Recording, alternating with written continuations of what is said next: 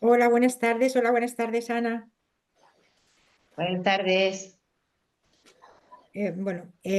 Empezamos el tercer seminario que hacemos conjuntamente COPOE junto con la UOC. Ya llevamos el cuarto ciclo y en este cuarto ciclo estamos en el tercer seminario. Y en este seminario, bueno, primero de todo es un placer poder estar aquí como representante de la UOC, que desde ya hace varios ciclos de seminarios que llevamos compartiendo conjuntamente con la COPOE este trabajo.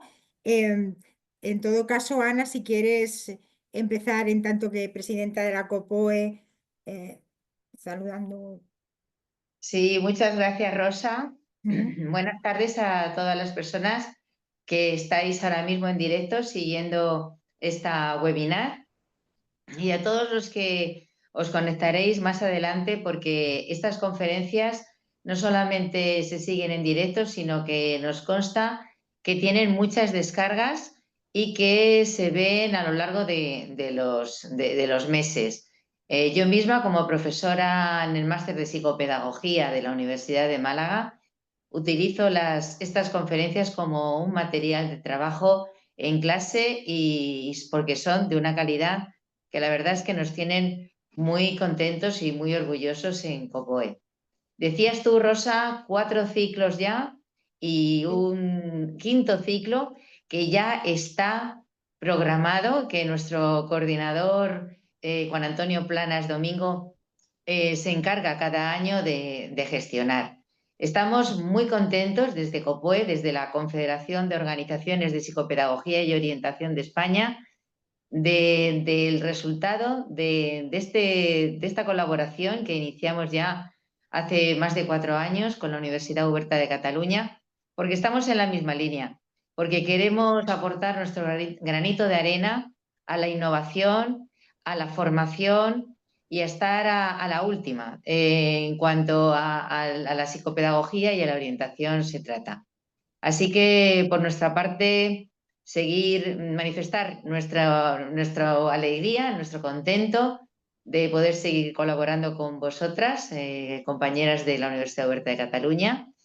Hoy es un día especialmente interesante porque esta conferencia es algo de lo que hablamos muy poco. Hablamos de inteligencia artificial y hablamos poco de la personalización. Vamos a hablar un poco de la inteligencia humana también. La de la tarde de hoy va a ser muy interesante. Os animo a todos a que os quedéis, a que disfrutéis de esta conferencia, de este diálogo conferenciado y que sigamos así. Así que por nuestra parte, la COPOE muy contenta y con muchas ganas de seguir adelante. Que paséis una buena tarde y disfrutéis de esta magnífica actividad. Muchas gracias. Muchas gracias, Ana. Bueno, como ha comentado Ana, el seminario de hoy va sobre la personalización del aprendizaje. Es una temática tan necesaria como inspiradora para quienes trabajamos en el ámbito de la psicopedagogía. Y hoy en concreto vamos a explorar cómo promover un enfoque de enseñanza de aprendizaje que conecte con los intereses, las necesidades, las metas y las experiencias personales del alumnado. A lo largo del seminario contaremos con las valiosas aportaciones del doctor Manuel Alberto Pérez y de la doctora Judith Ollé. El doctor Manuel Alberto Pérez es doctor en educación por la Universidad de Málaga, máster en innovación educativa, psicólogo, pedagogo y maestro. A lo largo de sus casi 30 años de carrera profesional ha impartido clases en todas las etapas, en educación infantil, primaria, secundaria, bachillerato y universidad. Ha trabajado como orientador escolar también en todas las etapas educativas. Actualmente es orientador escolar en un equipo de orientación educativa de Málaga y es profesor tutor de la UNED del Centro Asociado de Málaga. La doctora Judith Ollé es profesora colaboradora en la Universidad Oberta de Cataluña y es profesora agregada en la Facultad de Psicología de la Universidad de Barcelona y es especialista en el área de psicología de la educación. Sus intereses de investigación abarcan, entre otros, el estudio de las estrategias de personalización del aprendizaje escolar y su uso para fomentar el desarrollo de aprendices competentes. Tiene una amplia experiencia de colaboración en proyectos con centros de primaria y secundaria en Cataluña y ejerce como docente en la formación de maestros y en distintos másters vinculados a orientador de secundaria, psicopedagogos y psicólogos de la educación. Ambos nos invitarán esta tarde seguro a reflexionar desde la teoría y desde la práctica sobre lo que comporta la personalización del aprendizaje. Em, Porque como bien nos plantearán en el seminario, personalizar no es lo mismo que individualizar, sino que la personalización va mucho más allá. Durante este seminario abordaremos temas claves como, primero, qué es lo que entendemos por personalización, qué principios han de guiar la personalización y qué estrategias podemos utilizar para personalizar el aprendizaje y cómo, como orientadores y psicopedagogos, podemos promover el cambio en los centros educativos para que cada vez den una respuesta más personalizada. Entonces, si os parece, cada comenzar, sí que me gustaría que sentar las bases de qué es lo que entendemos por personalización y en qué tienen en común y diferente con respecto a la diferenciación o con respecto a la individualización. Si os parece, Judith o Juan Manuel, o Manuel, podéis intervenir, el que consideréis primero.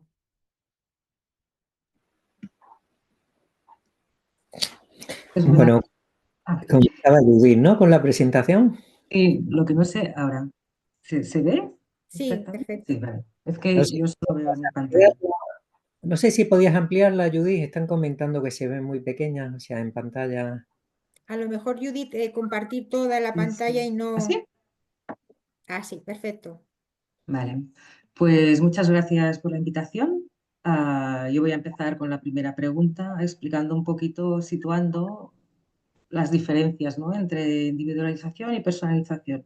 Porque detrás de, bueno, se habla mucho de personalización, pero muchas veces tendemos a poner dentro del paraguas de personalización distintos enfoques y muchas veces no hablamos de lo mismo. Para mí lo más característico, digamos, para poder empezar a saber de qué estamos hablando es intentar poner el énfasis en el foco en el aprendiz, ¿no? Tenemos como referente todas estas pedagogías centradas en el aprendiz, ¿no? Y estamos siempre como muy poniendo muchos énfasis, ¿no?, en las características que tiene el alumnado, cómo les podemos ayudar, pero lo que aporta, digamos, de nuevo la personalización respecto a estos enfoques, ¿no?, más centrados en el aprendiz, donde nosotros somos guías, acompañantes y ayudamos, ¿no?, a este proceso de construcción de significados y de atribución de sentido, es el énfasis en esta capacidad de autorregulación.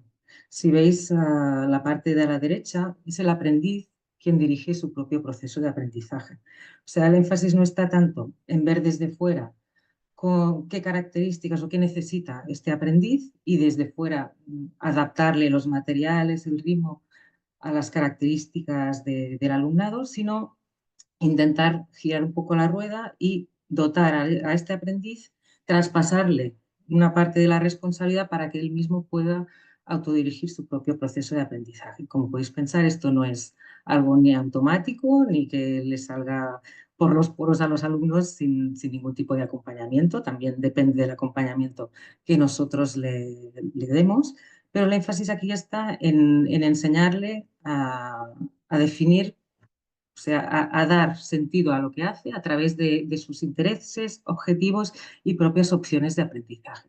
Eso implica trabajar un poco distinto, darle voz y darle capacidad de toma de decisiones y tener una evaluación no solo orientada, digamos, a lo que aprende, ¿no?, al qué del aprendizaje, sino también al proceso y a que este mismo proceso de aprendizaje se transforme en un elemento de autorregulación para él. Y por lo tanto, a desarrollar esto que llamamos aprendices competentes, ¿no?, que puedan realizar esta autoevaluación. Eso significa, de alguna forma, que tenemos que conectar para personalizar los aprendizajes que se enseñan en la escuela con los intereses, los objetivos y las metas personales del aprendizaje, del alumnado. Y por lo tanto, conectar lo que estamos enseñando en la escuela con las experiencias, intereses y objetivos personales que tiene este alumno. En el fondo, lo que se promueve o una de las, digamos, lo más interesante de la personalización y que va un poco más allá de estas pedagogías, ¿no?, centradas en el aprendiz, es esta capacidad de dar voz al alumnado. sea, de expresar estos conocimientos internos que tiene, ¿no? Estos intereses, estos motivos, ¿no? Intentar promover su responsabilidad en la toma de decisiones sobre alguna parte del proceso de aprendizaje. Puede ser en los contenidos, puede ser en los objetivos, puede ser en la metodología, pero irles responsabilizando y darles herramientas para que puedan hacer este proceso de autorregulación co-diseñado, o sea, siempre con la ayuda de alguien más capaz. De alguna manera, la personalización no se tiene que entender, digamos, como un fin, sino como un medio para poder conseguir llegar a estos aprendizajes con mayor sentido y valor personal para el alumnado. Por lo tanto, que de alguna forma ayuden a las personas a entender sus experiencias pasadas, su historia personal pasada, o sea, que les den herramientas para poder leer lo que les ha pasado hasta ahora, que les den herramientas para entender lo que les está pasando en la realidad inmediata y que puedan hacer acciones y realizar acciones sobre ella. Y de otro lado, un aprendizaje con sentido es aquel que te permite proyectarte hacia el futuro y, por lo tanto, tener unas ciertas expectativas con respecto a cuáles son los objetivos que debo conseguir y cuál es la trayectoria personal de aprendizaje que debo llegar a alcanzar para poder llegar a estas metas personales.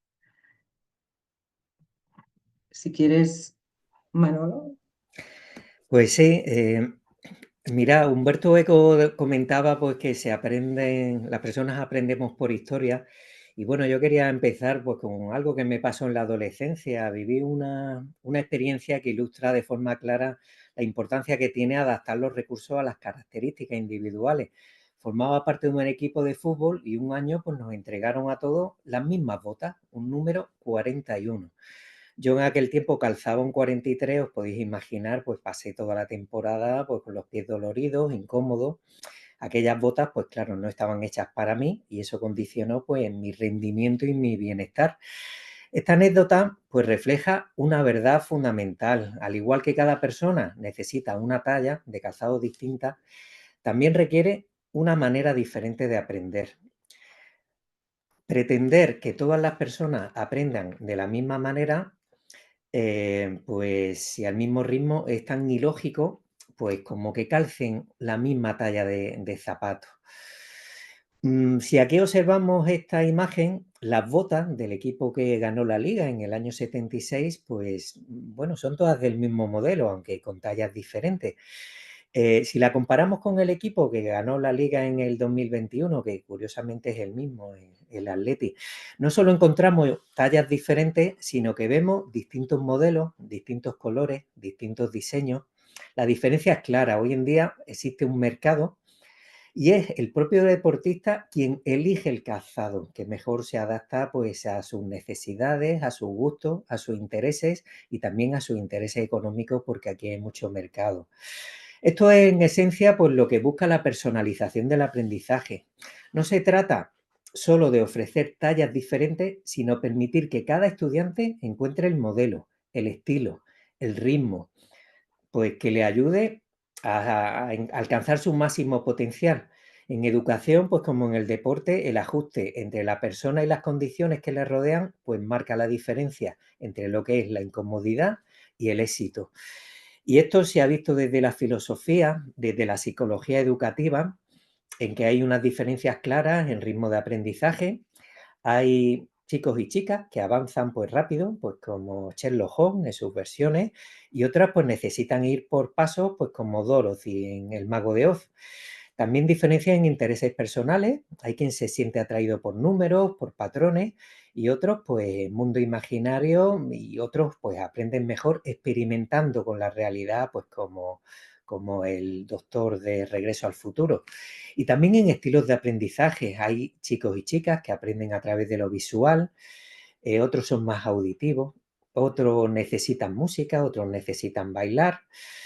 Por todo ello, pues no se puede ofrecer una camiseta de talla única y como afirma Coral Elizondo, pues la educación implica diseñar experiencias flexibles y no esperar a que sea el alumnado al que se adapte al método rígido. Es la misma Coral pues la que nos habla, ¿no?, de algunos fundamentos, centrarnos en el alumnado, competencias pues más que contenido y una evaluación formativa.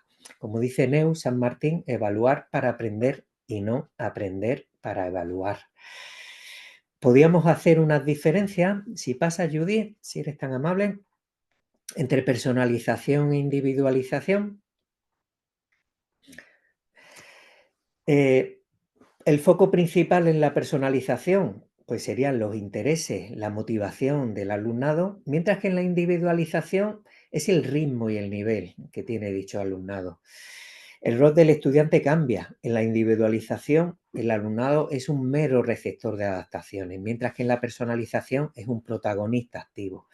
Y la ruta de aprendizaje pues también es diferente. En la individualización, por muchas adaptaciones que hagamos, la define el docente. En la personalización, en cambio, es flexible y el alumnado pues tiene parte. Podríamos poner un ejemplo. La personalización pues sería algo así como Alicia en el País de las Maravillas y nos diría qué aventura quieres vivir hoy, mientras que la individualización pues sería algo así como Charlie, la fábrica de chocolate. Esto toca hoy, pero a tu ritmo.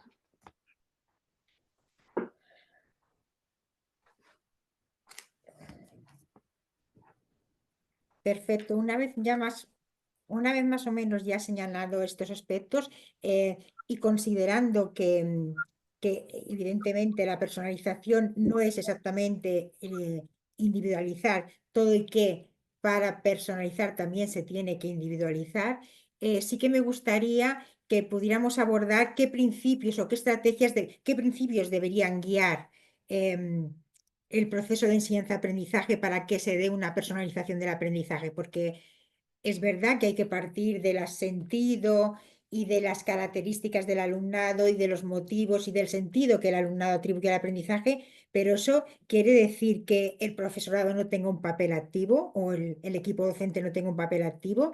Quiere decir que no podemos planificar nada porque todo depende de los intereses y de los motivos del alumnado, o tenemos que tener una serie de principios que guíen el proceso de enseñanza-aprendizaje y cuáles serían esos principios o qué estrategias podemos poner en marcha para personalizar el aprendizaje. En todo caso, Judith, si te parece. Sí. A ver, yo creo que lo interesante es pensar que todo lo que vamos a decir ahora no es nada nuevo, digamos, está ya hace tiempo que las ciencias de educación tienen, o sea, conciben ciertas características para poder hablar, ¿no?, de entornos realmente poderosos para el aprendizaje, pero sí que yo creo que es necesario un poco de una mirada un poco más general, ¿no? Yo hablaré primero de los principios y cómo estos principios bajan a estrategias concretas de aula, ¿vale? Así como general, lo que sabemos de toda la literatura que hay es que las actividades realmente que son significativas y que tienen valor personal para el alumnado, para todo el alumnado en general, no solo para una parte, sino para todo el alumnado, tienen que tener una base experiencial, tienen que estar basados en la acción, en la manipulación y tienen que estar como conducidas, tienen que tener un producto. O sea, tienen que tener toda esta parte, ¿no?, más procedimental, pero además tienen que poder expresar, ¿no?, los aprendizajes a través de un producto. Tienen que tener un fuerte componente vivencial. Desde todo lo que sabemos desde psicología de la educación, el tema de las emociones tiene que estar en el centro de todos los procesos de enseñanza y aprendizaje. El tema del sentido, de intentar entender, ¿no?, qué estamos haciendo, por qué lo estamos haciendo, tiene un papel clave. Y en cambio los componentes cognitivos y emocionales hemos visto que están muy relacionados, que el alumnado no puede aprender de forma significativa si no es capaz de encontrar sentido a lo que hace, ¿no? Por lo tanto, este componente de emoción, de vivencia, ¿no?, de hacer algo realmente significativo para él también es importante. Lo otro es intentar conectar constantemente. Los alumnos están aprendiendo en distintos contextos y momentos de aprendizaje, dentro, fuera de la escuela, también ahora ya no solo en entornos físicos, sino también en entornos híbridos, también en entornos virtuales, ¿no? Estas experiencias de aprendizaje que tienen lugar en distintos sitios, tenemos que utilizarlas para poder también dar sentido a lo que se hace dentro de la escuela y al revés, ¿no? Utilizar lo que se hace dentro de la escuela para que tenga una repercusión. Eso también permite hacer aprendizajes con mayor valor y sentido personal. La otra cosa es responder a los intereses y objetivos del aprendiz. Responder a los intereses y objetivos, como explicaré más tarde, no significa solo partir de lo que el alumno quiere, sino que entender que estos intereses no son intrínsecos de la persona y son cosas que son estables en la persona, sino que estos intereses se van transformando y van modificándose a medida que tú también vas aportando, ¿no?, contextos, ideas que permiten el desarrollo de estos intereses, ¿no?, y pensar, reflexionar sobre ellos.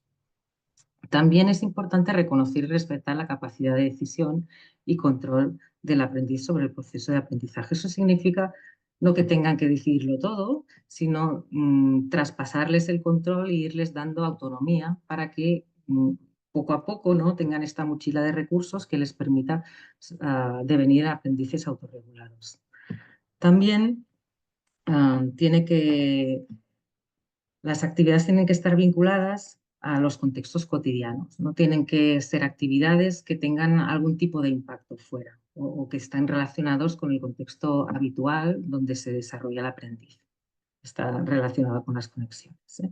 Y finalmente, los principios, para mí, uno de los más interesantes es favorecer la reflexión. Para nosotros la reflexión es un proceso transversal y que permite al aprendiz no solo reflexionar sobre las propias experiencias de aprendizaje que ha tenido en distintos lugares, sino sobre el propio proceso de aprendizaje, cómo se está dando, cuáles son mis dificultades, cuáles son las estrategias que me van mejor para aprender, ¿no?, cómo puedo yo pedir ayuda y qué agentes están relacionados aquí. Y también sobre mis características como aprendiz, ¿no?, qué intereses tengo, qué objetivos, por qué he desarrollado estas habilidades, estos intereses, cómo los he aprendido, ¿no?, qué aspectos considero yo que me ayudan, ¿no?, a aprender en la escuela, qué otras habilidades tengo que van más allá de la escuela. Todos estos principios permiten desarrollar esta capacidad, ¿no?, de conectar lo que se hace en la escuela con los intereses y motivos personales. Y estos principios, al final, desembocan en distintas estrategias de personalización que pueden ser, bueno, como veréis, hay muchas de ellas que seguramente estáis desarrollando en centros, como la capacidad de tomar decisiones, ¿no?, la consideración de los intereses del alumnado como objeto de estudio, la promoción de la reflexión, esta necesidad, ¿no?, de conectar las experiencias de aprendizaje dentro o fuera de la escuela, hacer estas actividades culturalmente sensibles y vinculadas al entorno, que está también muy relacionado con determinados tipos de metodologías más activas, más participativas. Estos aprendizajes experienciales y vivenciales, ¿no?, como la aplicación de metodologías de aprendizaje basado en proyectos, basado en problemas, también aprendizaje-servicio. También es muy importante la utilización de las TIC para enriquecer el aprendizaje, no para hacer exactamente lo mismo que se puede hacer sin las pantallas, pero sí que tienen una serie de potenciales, las TIC como la conectividad, ¿no?, la capacidad de poder conectar a personas desde distintos puntos de vista. Estas características que tienen las TIC pueden aprovecharse también como estrategias de personalización. Y también hay otras que tienen que ver con el trabajo de los propios objetivos de aprendizaje, ¿no?, esta reflexión sobre qué es lo que quiero conseguir y qué estrategias puedo utilizar y cómo puedo ayudar al alumno a trazar estos puentes, digamos, entre lo que yo quiero y mi ruta académica, profesional o personal, ¿no? Después, si queréis, pongo algunos ejemplos. Rosa, ¿me dejas poner ejemplos después o los explico Sí, ahora como no, sí, queréis? como consideres. Si quieres poner algún Bueno, yo, ejemplo. si queréis, os explico Sí. solo uno, ¿vale? Para entender un poco qué quiere decir trabajar con los intereses, porque a veces hay como mucha confusión, ¿no?, entre, vale, vamos a personalizar a través de los intereses, ¿no? ¿Qué vamos a hacer? Pues vamos a trabajar, ¿no? Los niños piden una cosa y nosotros trabajamos a partir de lo que ellos quieren, ¿no? Pues no, como os decía antes, trabajar con los intereses implica ir mucho más allá de lo que los alumnos ya dicen, ¿no?, que les interesa, y significa pues trabajar reconstruir estos intereses, generar nuevos intereses, ¿no? E ir un poco más allá. Eso significa, voy a explicar una experiencia, que este es en un centro de primaria, pero para que entendáis un poco qué puede decir, ¿no? Trabajar con los intereses. En este centro de primaria lo que hacen es, antes de todo, ¿no? Hacen una salida. Los alumnos tienen que escoger con sus familias, ellos plantean, no sé, 3 o 4 salidas a distintos sitios, ¿no? Estas salidas los alumnos tienen que escoger porque quieren ir a determinadas salidas y tienen que argumentar muy bien, ¿vale? Esto los ayudan las familias porque quieren ir a determinados sitios. Una vez van a la salida, les genera, digamos, yo qué sé, el encuentro con una experta o la misma visita a un museo o lo que sea, les genera una serie de preguntas. Estas preguntas se recogen, no sé si veis esta foto, en un saco de preguntas, ¿vale? Toda la clase pues pone las preguntas que les ha suscitado la, la visita o la experiencia o el happening. Y a partir de aquí, lo que hacen los maestros conjuntamente, no sé si veis la diapositiva de arriba a la derecha, es intentar juntar las preguntas, digamos, en grandes temas, en grandes ámbitos. ¿Vale? Pues en este caso, bueno, no se ve mucho, ¿no? Pues hay unos que son más sobre ciencias naturales, hay otros que hablan sobre el cuerpo humano, ¿vale? Intentan vincular distintos ámbitos de conocimiento dentro de una misma burbuja. A partir de aquí, los alumnos escogen, digamos, el tema que más les ha gustado, escogen 3 o 4 preguntas para responder y estas 4 preguntas de cada uno de estos ámbitos que se votan en asamblea son los que los equipos, digamos, que han decidido hacer esa pregunta, pues van desarrollando el proyecto durante 6 semanas, más o menos. ¿Vale? Aquí abajo, no sé si veis, hay un poco del producto. En este caso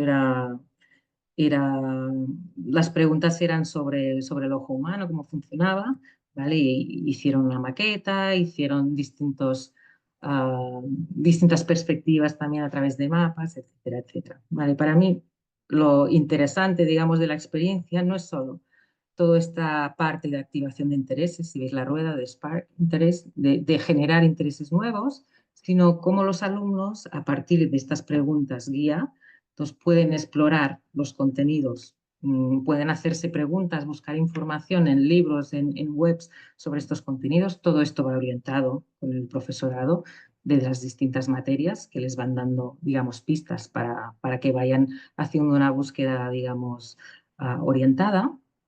Y a partir de aquí intentan como desarrollar, ¿vale? O sea, conocen más sobre un interés concreto y pueden profundizar sobre el interés que tenían antes, pero normalmente lo que pasa es que cuando van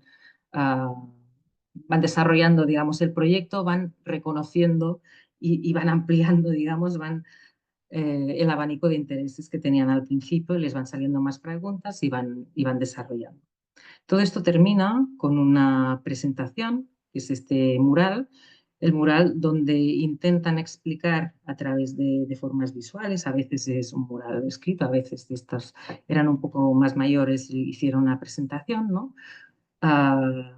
Lo que han aprendido a través del trabajo de estas preguntas. En este caso, pues estuvieron estudiando el tema del aborto, ¿no? Y estuvieron estudiando el tema de la gestación, cosas de geología también, ahí no me sale en castellano, del desarrollo del estatus legal del aborto en distintos países también, y también las distintas formas, ¿no? de aborto. Todo esto es como la rueda de lo que debería ser el trabajo con y a partir de los intereses, ¿no? No solo quedarse con los intereses del alumnado, sino que de un interés inicial, ¿no? puedas ir ampliando el abanico, digamos, de intereses hasta el punto que seguramente cuando terminan el proyecto y terminan el producto, les generan muchos más intereses y tienen más ganas después de volver a empezar el ciclo. ¿Vale? Esto es como un ejemplo, pero bueno, se podría hacer con otras estrategias de personalización. ¿Vale? Si queréis después explicamos más.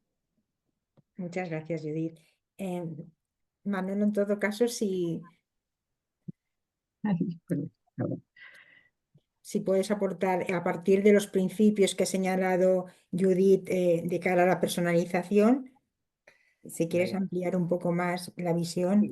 Yo comenzaría, a ver, hay un autor, Juan Baello, que a mí me encanta, que contaba una historia sobre un pueblo donde no se tocaban las campanas por 10 razones.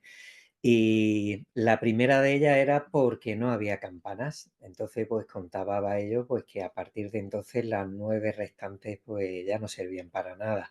El primer principio para esto, y bueno, yo lo doy en todas las charlas y en todos los aspectos, tenemos que querer a los niños. Ser docente, ser orientador no es una cuestión de azar, no basta con aprobar unas oposiciones, tener un buen currículum. No todos estamos hechos pues, para jugar en un equipo que gane la liga, ni cualquiera está preparado pues, para acompañar a niños, a jóvenes en su proceso de crecimiento. Lo fundamental es quererles, comprenderles, mirarles con ojos de respeto. No hay teorías pedagógicas que funcionen si no hay pasión, empatía, ternura. O sea, podemos dominar todas las metodologías del mundo, pero si no nos importan de verdad los niños, pues difícilmente vamos a generar un aprendizaje significativo. Me acuerdo de Leon Eisner, que decía que la calidad de la educación depende de la calidad de quien la imparte. Y esa calidad pues no se mide en conocimiento, sino en sensibilidad, compromiso, humanidad. Es verdad que es muy importante acumular métodos, siglas, marcos teóricos, pero antes es urgente formarse en valores, y os lo digo por lo que compruebo día a día en mi centro. Hace falta una sensibilidad hacia la diversidad, hace falta una ética sólida para que la educación pues, no se convierta en un discurso hueco.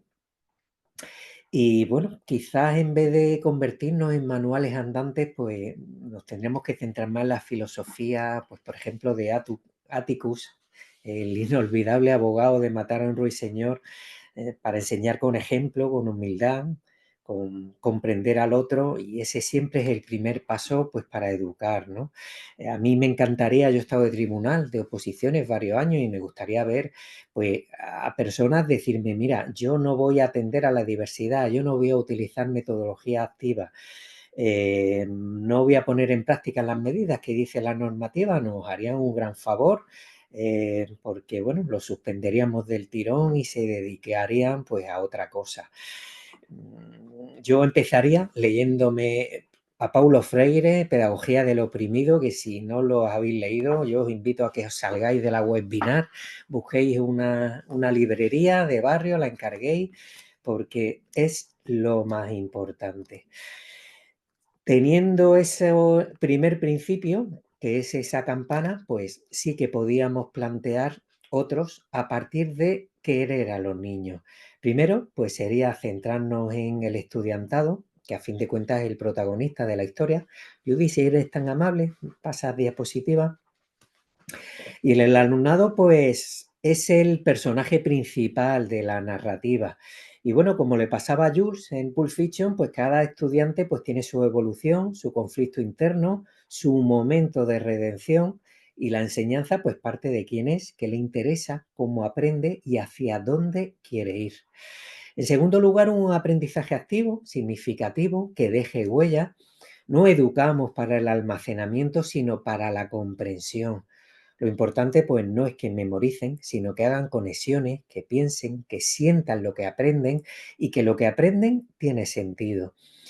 Y el aprendizaje, pues, tiene que ser difícil de olvidar. Tenemos que intentar, pues, generar esa conexión emocional, pues, para que los niños y niñas se queden con lo que aprenden. Flexibilidad en los caminos de aprendizaje, distintas rutas, aunque sea el mismo destino. La educación, pues, es un poco como las letras de las canciones de los planetas, que cada uno la interpreta de una manera. La cuestión es que al final todos lleguemos a la meta, porque no podemos olvidar que hay un currículum. Personalizar no significa que los niños y niñas hagan lo que quieran. Hay un currículum oficial, y tenemos que trabajar por enseñar ese currículum. Lógicamente, el camino pues, va a ser diferente. En cuarto lugar, un ritmo adaptado. porque cada uno pues tiene su tempo. Y hay personas que les gustan las canciones lentas de los Beatles, pues como Let It Be, hay otros que les gustan las canciones rápidas, como Help, y ambos ritmos son perfectamente válidos. En quinto lugar, una evaluación formativa y continua. Se trata de acompañar. No debe ser un final la evaluación, sino un proceso de ajuste continuo, constante, algo así como más brújula que veredicto. Evaluar es observar, conversar, ajustar, animar. Antes hablaba de Pulp Fiction, las escenas en las que Vincent y Jules hablan de hamburguesas, lo importante es el diálogo, no solamente a lo que van, hay que disfrutar de todo lo que estamos haciendo. En sexto lugar, la tecnología tiene que ser aliada, porque bien usada no es un adorno, es un puente, permite personalizar, explorar, colaborar, no sustituye al docente, pero amplía su alcance. Y tiene que haber una co-creación del aprendizaje. El aprendizaje es más potente cuando se construye con el alumnado, no sobre él. Hay que darle voz y eso significa pues darle el poder. Cuando el alumnado opina, pues propone, decide, dejan de ser pasajeros para convertirse pues en el equipo que pilota el avión. En resumen, pasamos a la siguiente diapositiva, pues educar hoy pues es acompañar, adaptar, emocionar, escuchar, es hacer en cada aula pues una pequeña revolución pedagógica. Hay otros principios más pequeños, pues como desde reconocer diferencias individuales, centrarse en necesidades reales, mejorar la vida, la calidad de vida del estudiante, proponer contenidos que sean interesantes, que el ambiente de aula sea cálido, sea amable, proponer retos que sean estimulantes, elegir, pues lógicamente, momentos adecuados, proponer situaciones atractivas de aprendizaje, promover comprensión, pues antes que la mera memorización, que los objetivos de donde vamos estén perfectamente claros, facilitar un desarrollo integral. Y con esto enlazo con lo primero, tenemos que transmitir conocimientos, tenemos que desarrollar competencias, pero también valores para la vida. Es muy importante también considerar el contexto social en el que nos movemos, porque cada alumno, cada alumna, pues trae su propia odisea. La flexibilidad metodológica, y si algo no funciona, pues cambiamos de estrategia, pues como hacía Clint Eastwood en Alcatraz. Tenemos que impulsar el dinamismo, las clases tienen que ser vivas, tienen que ser activas.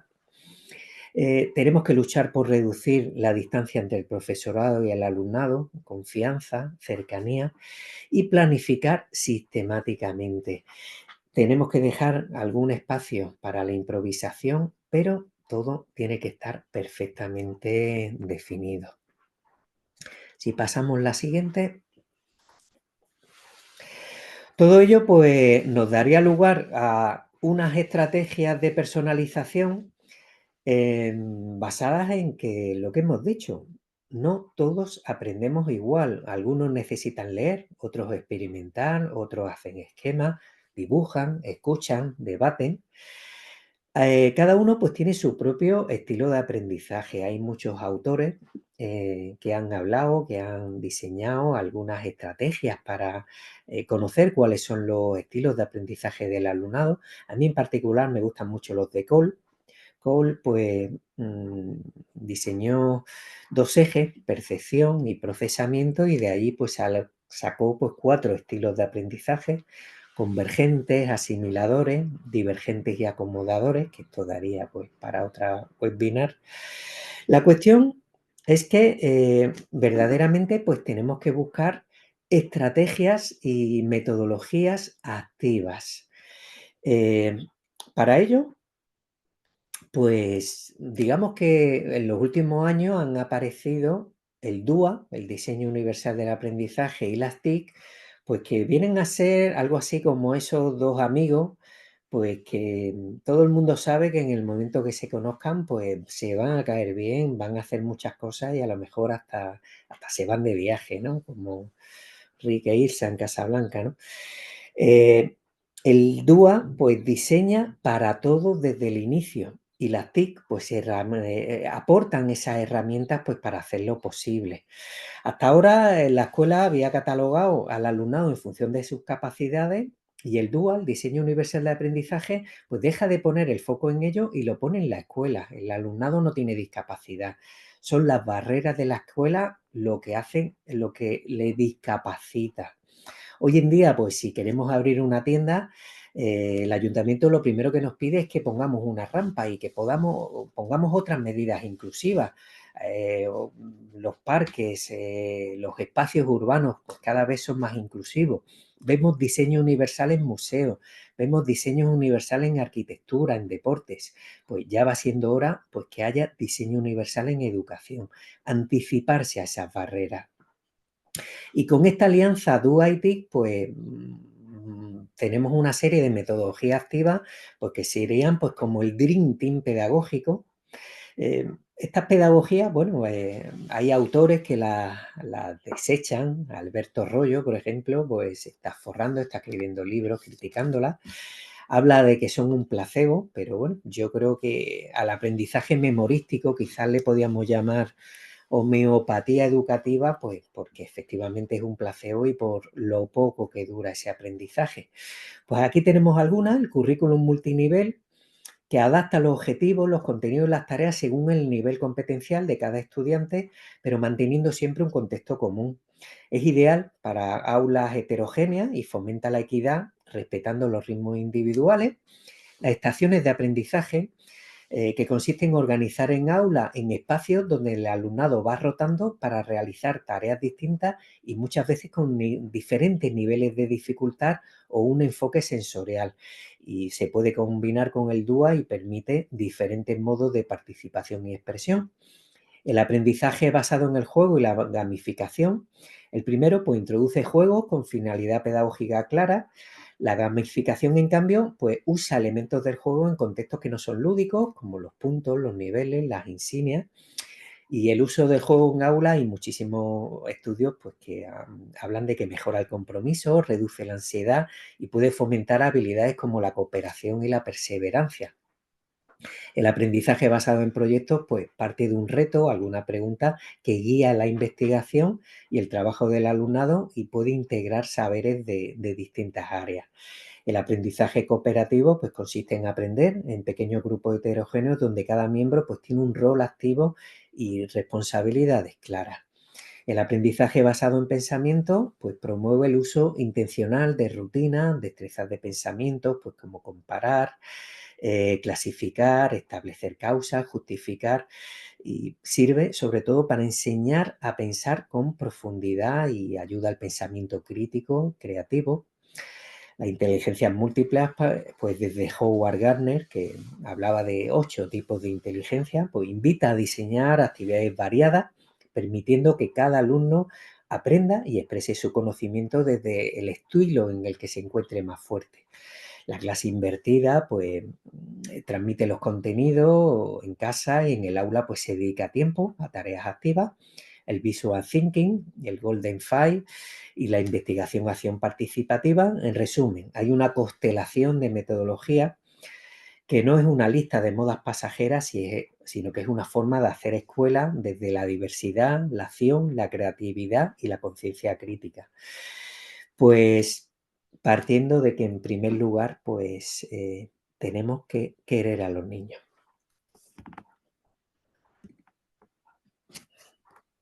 Muchas gracias, Manolo y Judith. A partir de, o sea, es fácil pensar, bueno, a partir de los que habéis señalado, de los diferentes tipos de estrategias de cara a personalizar el aprendizaje, o incluso desde la perspectiva también de los principios, transformando esos principios en preguntas, ya se hace como una base a partir de la cual los maestros, las maestras, el profesorado en general, también en el caso de la universidad, podemos hacernos preguntas para ver hasta qué punto las actividades de enseñanza y aprendizaje que estamos promoviendo respetan en mayor o menor medida aquellos principios que han de guiar la personalización del aprendizaje. En este contexto sí que me gustaría, a partir de vuestra experiencia, qué elementos o qué aspectos serían necesarios a considerar para intervenir o a nivel psicopedagógico o orientar al equipo de profesores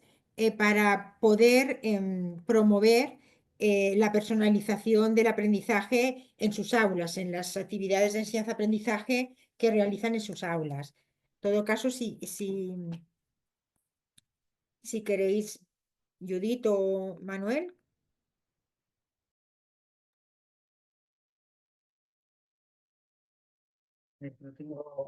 Le voy atrás y después.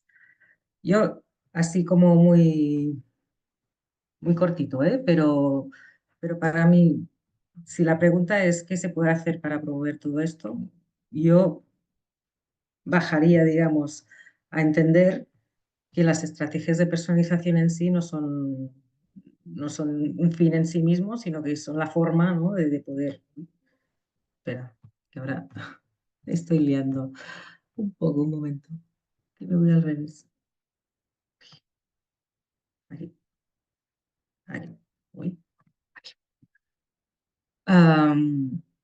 Esto, para mí, lo importante, el rol que tiene que tener, digamos, el orientador, ¿no?, para poder promover estas estrategias, para mí tiene como un doble eje, ¿no? Un eje muy importante que tiene que ver con esta formación del profesorado, ¿no?, con decirles, ¿no?, que no es solo alimentar, digamos, todos estos recursos y estrategias que hemos ido comentando, sino darles como un espacio para acompañarles en decidir cuáles de estas estrategias creen que son prioritarias, cuáles están aplicando en el centro, porque muchas veces, como veis en la diapositiva, no es que sea una cosa de aplicar todas las estrategias de golpe o ninguna de golpe, sino que en muchos centros, muchos de vosotros ya estáis implementando algunas de estas estrategias de personalización, y de lo que se trata es intentar ser sostenible en el sentido de priorizar aquellas estrategias que ya forman parte del proyecto educativo del centro e intentar aumentar su presencia dentro del proyecto educativo de centro, ¿no?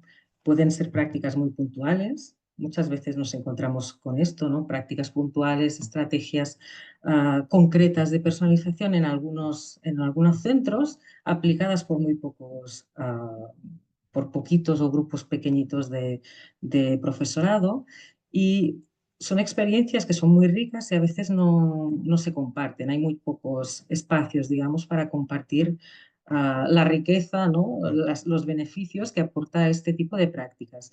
Yo creo que el orientador tiene un trabajo de acompañamiento a estos pequeños núcleos, digamos, de maestros que están promoviendo innovaciones, acompañarles en el proceso también de diseminar un poco los resultados que están obteniendo, ¿no?, y intentar, digamos, dar el contexto para que pueda haber un espacio de diálogo dentro del centro donde se pueda hablar de qué es la personalización, qué tipo de estrategias se están implementando ya y creéis que son prioritarias, ¿no?, para poder seguir trabajando, y también abrir un poco el trabajo, digamos, del centro a otros contextos, ¿no? Hemos dicho, para mí, una de las cosas más importantes en el mundo donde vivimos es intentar establecer estas conexiones entre las experiencias de aprendizaje que tiene el alumnado dentro y fuera de la escuela. Y ello significa que la escuela debe abrirse a la comunidad y que debe ir un poco más allá y traspasar, digamos, los muros del centro en sí y vincularse un poco más a todo la red, digamos, comunitaria de entidades, de servicios que también pueden apoyar, digamos, a todo lo que es el desarrollo de estos aprendizajes más competenciales, ¿no? No solo por parte del alumnado, sino también para apoyar estos procesos de innovación en el sentido amplio, ¿no?, para ir un poco más allá de la escuela. Otra línea que creo que es importante, que va más allá de la formación y del acompañamiento de los grupos de profesorado, tiene que ver para mí con la acción tutorial. Para mí la tutoría es un lugar privilegiado para poder trabajar algunas de estas estrategias de personalización y concretamente para trabajar con los planes personales de aprendizaje, que son una herramienta para mí muy potente porque permite tener este espacio para poder conocer un poco más cuáles son estos intereses de la persona, cuáles son estas estrategias que les sirven para poder afrontarse, ¿no?, a sus objetivos y retos de aprendizaje, no solo académicos, sino también a nivel personal, a nivel de cosas que quieren mejorar ellos durante su paso y su trayectoria académica y profesional. Y lo que permiten los planes personales de aprendizaje dentro del espacio de las tutorías es tener este espacio donde puedas conocer al alumno, donde puedas trabajar y definir con ellos cuáles son sus objetivos de aprendizaje. Estos objetivos pueden estar más ligados, digamos, a contenidos, ¿no?, a contenidos concretos. Pues mira, quiero mejorar mis habilidades de ortografía, quiero mejorar mi capacidad de presentación en público, pero pueden estar también relacionadas con otro tipo de objetivos que tienes a nivel personal, a nivel también profesional, que ayude a los alumnos a conocerse un poco mejor a sí mismos, qué estrategias tienen y a empoderarlos un poco para poder, digamos, desarrollar estas competencias que les permitirán ser aprendices competentes. Lo que hacen los planes personales de aprendizaje, primero empiezan con este perfil de aprendiz, ¿vale?, donde intentan, pues, conocerse un poco mejor ellos mismos, conocer cuáles son sus intereses, las estrategias que les funcionan a la hora de aprender, cuáles son sus debilidades en el sentido de las cosas que les cuestan más, ¿no? ¿Qué estrategias suelen utilizar que les funcionan? A veces es el trabajo en grupo, a veces es el, el compartir con otros, a veces es la seguridad personal.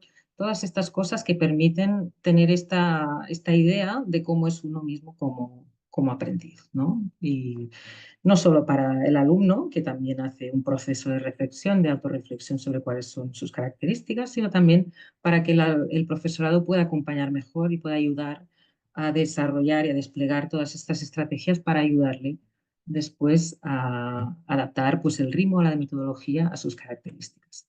A partir de esos objetivos que define el alumnado, normalmente con la ayuda del profesorado y a veces también con la ayuda de la familia, donde ellos definen, ¿no?, cuáles son sus prioridades para trabajar en ese curso, se buscan una serie de estrategias dentro de las tutorías para poder conseguirlas. Pues en este caso están en catalán, ¿no? Pues este niño quería mejorar la atención en clase porque se distraía mucho, ¿vale? Y decidió ella misma, pues, si en determinadas ocasiones, en lugar de sentarse al final de todo, pues sentarse sola al principio, ¿vale? Son estrategias que define el alumno con el tutor, ¿vale? Estas estrategias, lo interesante no es tanto la estrategia en sí, que puede implicar más de un agente, o sea, no es solo el profesorado y el alumnado, sino pueden implicar a otros alumnos de la escuela o otro profesorado o incluso la familia u otros agentes, ¿no? Y lo que se hace aquí es, para mí lo importante es que se hace un seguimiento de cómo estos objetivos se van consiguiendo en las distintas asignaturas y durante, por ejemplo, el trimestre. ¿Vale? Al final hay una evaluación de cómo se han conseguido estos objetivos de aprendizaje, si estas estrategias y las personas que estaban implicadas han ayudado o no a conseguir estos objetivos. Y hay como, bueno, en este caso hay un gráfico, pero hay muchas formas de hacer este seguimiento. Y se hace una reunión, digamos, con la familia, con el alumno y con el tutor, que precisamente permite ir viendo cómo el alumno se va desarrollando a lo largo de su trayectoria académica y las decisiones que va tomando con un acompañamiento, digamos, del adulto. Para mí, como os decía, este acompañamiento en las tutorías, y creo que el orientador tiene un papel clave aquí, igual de acompañamiento, pero también para poder crear este contexto, este espacio de reflexión, para poder dialogar con otros sobre los propios intereses, objetivos y para reflexionar un poco, no solo sobre cómo está yendo el proceso de aprendizaje, sino sobre las características como aprendices. Porque en el fondo lo que queremos es, como decía un poco Manolo, es que estos alumnos estén empoderados y puedan decidir al final poder cambiar, modificar aspectos que no les están beneficiando en cuanto a su desarrollo académico y profesional, ¿no?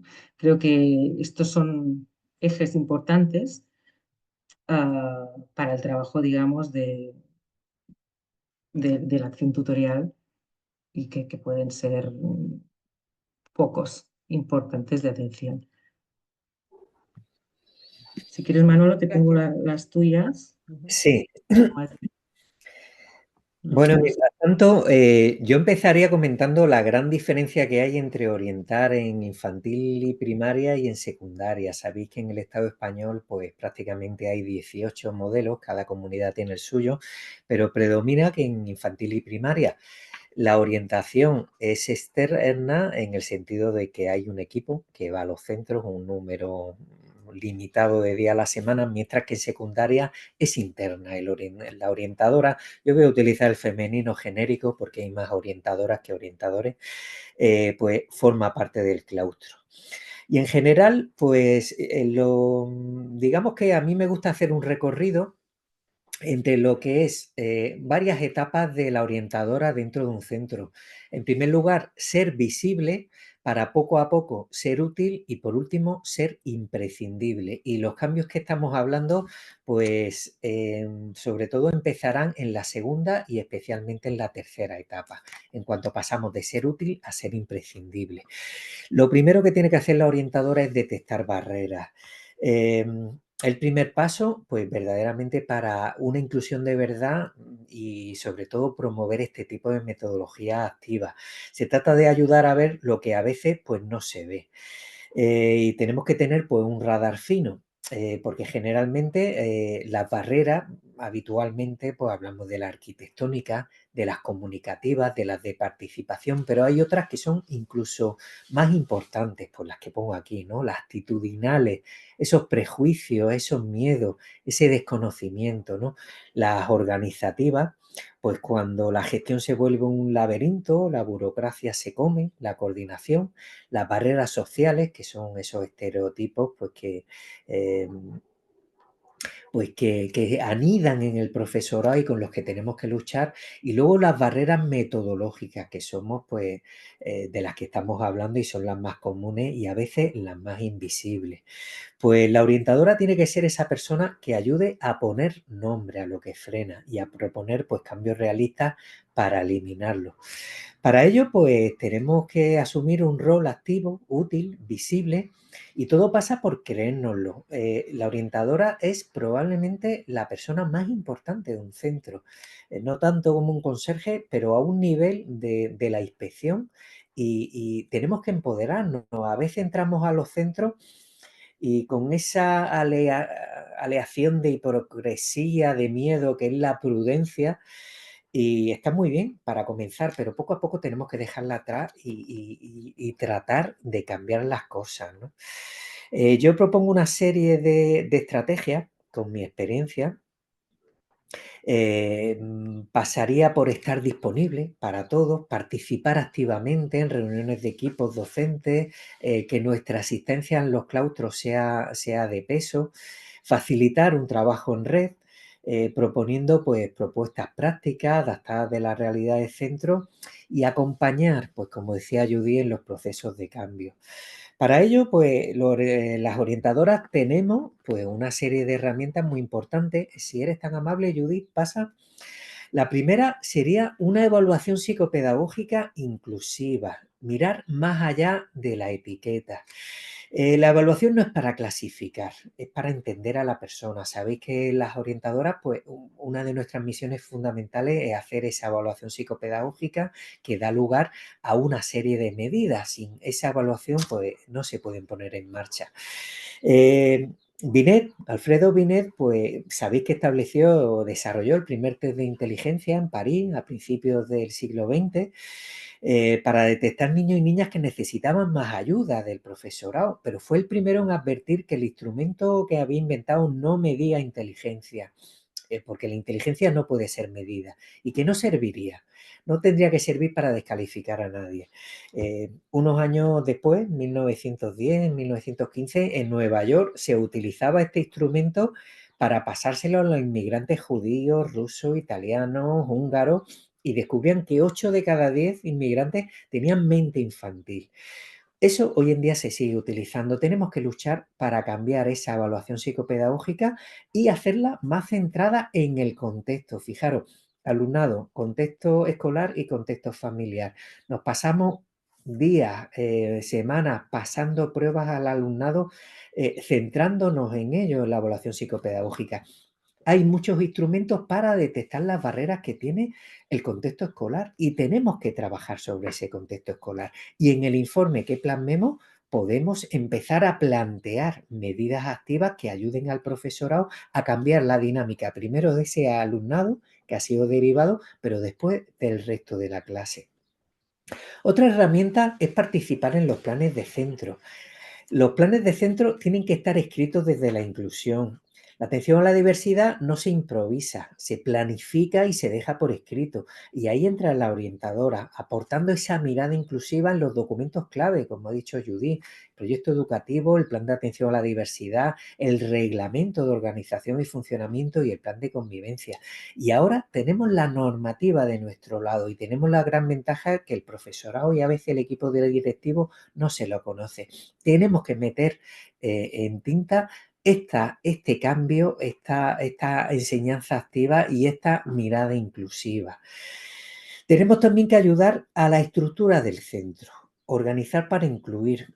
La inclusión y las metodologías activas también van de logística, horarios, distribución de alumnado, desdobles, tutorías, apoyo, todo esto influye. Y ahí la orientadora tiene que estar ayudando al equipo directivo, pues, a diseñar una estructura más flexible, coordinada y pensada para que nadie se quede fuera. El aula no se organiza sola y un buen horario puede ser la diferencia entre sentirse acompañado o sentirse perdido. Colaborar también en proyectos de centro. Aquí en Andalucía pues tenemos muchos proyectos, Escuela de Paz, Igualdad, CIMA, Huerto Escolar, y no son extraescolares con nombre bonito, son entornos naturales de aprendizaje emocional, social, cívico. Estoy de acuerdo con Judith, lo importante que son las tutorías. Desgraciadamente en primaria aquí no contamos con horarios, pero son espacios en los que se pueden poner en marcha metodologías activas para ir poco a poco personalizando la educación. La formación interna, la orientadora debe ser capaz de dinamizar, liderar talleres, grupos de trabajo, seminarios para compartir metodologías, experiencias de éxito, recursos útiles, nuevas perspectivas. Y luego muy importante para mí la mediación entre familia, escuela y alumnado, crear puentes, informar, escuchar, acompañar. Todo ello pues, nos va a ayudar a que las familias entiendan cómo apoyar a su hijo. Por último, aunque no lo he incluido aquí, la orientadora tiene que tener cierto acompañamiento en los planes individualizados que se hagan. Adaptar muchas veces se queda reducido a fichitas y tenemos que intentar no quitar tareas difíciles, sino personalizar el camino sin bajar la expectativa. La orientadora tiene que estar ahí. Los planes de refuerzo, los planes de apoyo, que respeten el potencial, la dignidad del alumnado y siempre con altas expectativas. Muchas gracias, Manolo. Bueno, estamos llegando ya casi al tiempo en que tiene que terminar el seminario. No sé si hay alguna persona de los asistentes que quiera formular alguna pregunta o dejamos un tiempo para preguntas. Si hay alguien que quiera compartir, formular alguna pregunta a los ponentes, es el momento ahora. Lo podéis hacer por el mismo chat, ¿eh? Y lo transmitimos a los ponentes.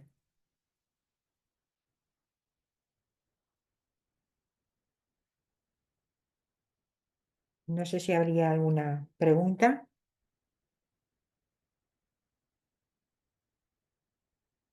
Sí, hay una María T, no sé, pregunta cómo puede identificar las necesidades individuales de cada alumnado. Supongo vinculándolo también a los intereses.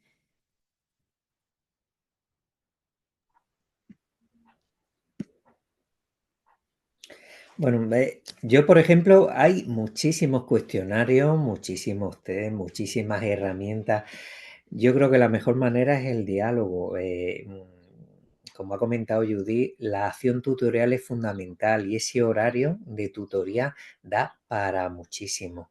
Esas necesidades individuales, ese conocimiento del alumnado, me viene a la memoria un episodio de Los Simpsons que es recurrente, que el director de la central nuclear le pregunta a su empleado, ¿cómo se llama ese? ¿No? Homer, señor. Eh, Tenemos que conocer al alumnado y eso es algo que todo tutor, que cada docente lo tiene que conseguir y tenemos que dedicar pues tiempo a costa de contenido, a costa de competencia, pero es tiempo que ganamos en conocerlo. Yo recuerdo evaluaciones en las que he estado que profesorado, me acuerdo de un profesor de educación física que decía, fulanito ese quién era, el que va siempre con la gorra, llegaba a la evaluación sin saber siquiera quién era el alumnado. Tenemos que dedicar tiempo a conocer a fondo a nuestro alumnado y yo creo que la mejor manera son las actividades de acción tutorial e incluso la entrevista directa. No sé, Judith, si quieres añadir alguna cosa. No, y también añadiría que en estos espacios de tutoría o estos espacios más reducidos, porque al final lo que necesitas para que el alumnado tenga voz son espacios donde puedan tener y ejercer, ¿no? Esta, o sea, puedan poner sobre la mesa, ¿no? Tengan este espacio de debate. Es importante, yo creo, hacer no solo la evaluación desde fuera, ¿no? Sobre qué características, qué dificultades tiene el alumno, sino que el alumno también proyecte de alguna forma cuáles son las barreras que ellos mismos ven, ¿no? Barreras, si cogemos el DUA, por ejemplo, barreras de acceso, barreras de participación, barreras para el engagement, yo creo que es tan importante o más importante que el alumno también sea consciente de estas barreras, porque a veces son barreras propias que el alumno se pone. Ya no externas, sino que el alumno mismo tiene bloqueos emocionales o tiene autoestimas bajas, ¿no? Y a veces hacer esta lectura desde el punto de vista no solo desde fuera, sino también desde dentro, desde el propio alumno, ¿no? ¿Cómo me siento yo como aprendiz? ¿Qué características me definen mejor? Incluso dialogado con otros estudiantes para que vean que a veces la imagen que tiene sobre sí mismo pues no es la misma que tienen los otros y que otros a veces te consideran muy buenos en determinadas cosas que tú ni te habías planteado, ¿no? Yo creo que es importante dedicar estos espacios y sobre todo tener estos momentos, ¿no? Para poder reflexionar sobre las propias características. Es que creo que es base para después ir construyendo y trabajando todos estos aspectos, porque es verdad que con la metodología podemos cambiar muchas cosas, pero sin trabajar este sentido, estas experiencias subjetivas de cómo aprenden ellos, es muy difícil personalizar. Fei comenta que tal vez también hay el número de alumnos por aula debería reducirse para poder poner en práctica la personalización. No sé si consideráis que... Y también un poco tiene que ver también con lo que señalaba Manolo, ¿no? De la organización del centro educativo. Efectivamente, el número de alumnado está disparado, sobre todo en algunos niveles. Lo que ocurre, yo que he pasado por tantos centros, he trabajado en escuelas rurales y la queja del alumnado, del profesorado era la contraria, es que tengo muy pocos niños, ¿no? Bueno, hay estudios, ¿no? Judy seguro que los conoce mejor sobre el número adecuado. Verdaderamente en secundaria, 30 y tantos niños es una exageración. Eh, Ahora sí que es cierto que a veces en clases numerosas tiene muy buen funcionamiento el que entre un segundo docente. Esas son cosas que funcionan muy bien, más que se saque a los niños fuera para trabajar, que a mí me parece una aberración, aunque desgraciadamente se sigue haciendo. El fomentar ese aprendizaje colaborativo, coordinado y que haya un segundo docente en el aula con los recursos que tenga el centro funciona bastante bien. Ahora hace falta, pues eso, esa coordinación. Y perdonadme, he leído por aquí una cosa que me ha gustado mucho de Ana María, Qué difícil poner en práctica con nuestro modelo de orientación, asistiendo a los centros un día a la semana y con cantidad de burocracia para identificar necesidades educativas especiales. Efectivamente, Ana María, estoy de acuerdo contigo, nos lo ponen muy complicado, pero a veces las orientadoras pues también lo complicamos más dedicando mucho tiempo a una evaluación, pasando muchísimas pruebas que no llegan a ningún lado cuando tenemos que dedicar más nuestro tiempo. Es verdad, yo llevo ahora mismo, yo voy 2 días a un colegio, otros 2 días a otro y no tenemos tiempo, pero tendríamos que intentar darle la vuelta a nosotros mismos a ese modelo clínico que todavía desgraciadamente impera para hacer una labor pues mucho más práctica. Y perdón, que me he colado.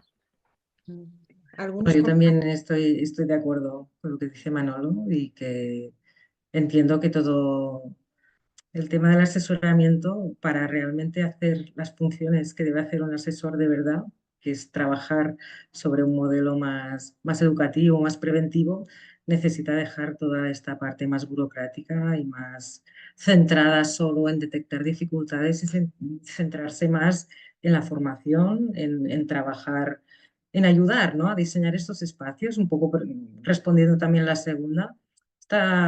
Yo tampoco creo, o sea, sí que es verdad que trabajar con menos alumnos, o sea, 15 alumnos por aula, facilita el conocimiento, facilita que se hagan unas dinámicas mucho más cercanas, pero también es verdad que la flexibilización misma de los espacios de aprendizaje permite también ah, generar, ¿no?, estas sinergias donde haya pues, trabajo cooperativo, donde haya parte de asamblea, ¿no?, donde puedan trabajar desde la voz de los estudiantes cuestiones más individuales, ¿no?, aspectos más de trabajo en grupo, en parejas, para poder hacer un seguimiento más personalizado, más individualizado, ¿no?, de las características de cada uno.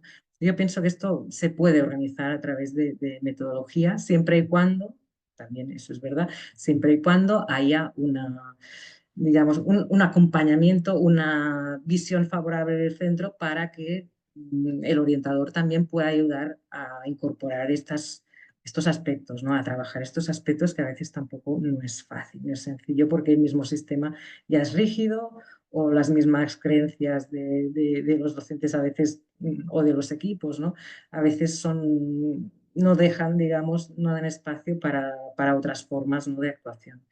Pero sí, yo me remito un poco a lo que decía Manolo.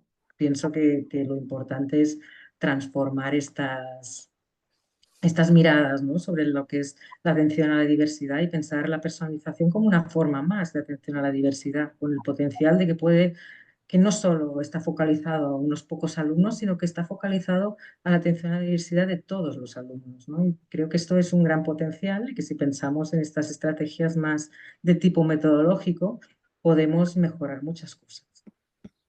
Algunos de los asistentes también preguntan si podemos compartir con ellos el PowerPoint de la sesión. Y por otro lado también, Manolo, si puedes comentar cómo se llama el libro que has recomendado. Pedagogía del oprimido de Paulo Freire. Vaya, libro de cabecera para todo el que se quiera dedicar a la educación. Si os parece, podríamos poner nuestros contactos que estaban al final, por Sí, si... os hemos dejado referencias también, Sí, en todo bibliografía, caso, por si os si queréis parece, mirar algo. Sí. pasaremos el PowerPoint a la COPOE para que lo pueda compartir también. Y si os parece también, daríamos por cerrado hoy el tema. Hemos reflexionado sobre la personalización del aprendizaje, entendida más allá de la individualización. Y los ponentes, en este caso Judith y Manolo, nos han recordado que personalizar es ante todo humanizar el proceso educativo, reconociendo al alumnado como un sujeto activo en la construcción de su propio aprendizaje, en la construcción de su identidad como aprendiz. Desde este enfoque, el sentido y el valor personal del aprendizaje sería el eje, creo yo, a partir de lo que han señalado los ponentes, que orientaría tanto o que tendría que orientar tanto la planificación como la acción educativa. Nos han compartido estrategias y experiencias concretas. Todas ellas son oportunidades para fomentar una mayor implicación, responsabilidad y autorregulación por parte del alumnado de su propio proceso de aprendizaje y por lo tanto de hacer aprendices competentes. Y como profesionales de la psicopedagogía tenemos un gran reto, ¿no? Y a la vez una oportunidad, ¿no? De ser agentes promotores del cambio, acompañando al profesorado y a los centros educativos en este cambio, en este tránsito hacia modelos más flexibles, inclusivos y significativos, e impulsando estos procesos de reflexión psicopedagógica de manera que se puedan diseñar entornos y estrategias que hagan cada vez más posible una personalización del aprendizaje. Em, cerramos el seminario con una invitación, ¿no? A seguir explorando, compartiendo y construyendo prácticas que sitúen al alumnado en el centro, no solo como destinatario de la acción educativa, sino como verdadero protagonista de su propio aprendizaje, que creo que es lo fundamental, ¿no? Que al final, con las estrategias que se promuevan en los centros educativos, se ayude a construir a la propia identidad como aprendiz, que el alumnado se conozca a sí mismo, que conozca sus intereses, sus habilidades y que también pueda regular él progresivamente de una manera más autónoma su propio proceso. Yo creo, y que en este proceso también, y vinculándolo también, como ha señalado también Judith y Manolo, abriendo la escuela a la comunidad, de manera también que se promuevan también desde la comunidad prácticas más inclusivas, sobre todo para aquel alumnado de contextos más desfavorecidos que a lo mejor no tienen las mismas oportunidades que otros alumnados con contextos mucho más enriquecedores. Si os parece, damos por acabada la sesión. Muchas gracias, Judith y Manolo, por vuestras aportaciones, que ha sido un seminario desde mi punto de vista muy enriquecedor. Y bueno, y seguimos en contacto.